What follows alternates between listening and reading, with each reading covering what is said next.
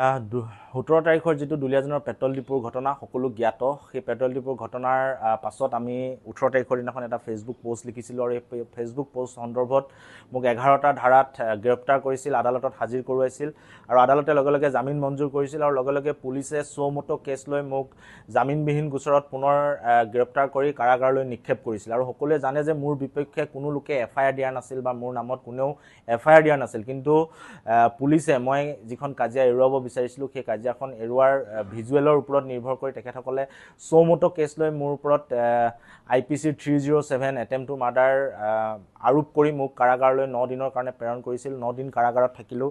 তাৰপিছত গুৱাহাটী উচ্চ ন্যায়ালয়ে মোক অন্তৰ্বৰ্তীকালীন জামিন প্ৰদান কৰিছিল আৰু 12 তাৰিখ অৰ্থাৎ আজিৰ দিনটো ধাৰ্য কৰি পুলিচক কেছ ডায়েৰী বিচাৰিছিল আৰু আজি পুলিচৰ কেছ ডায়েৰী আহিল। আজি পুনৰ শুনানি আৰম্ভ হ'ল।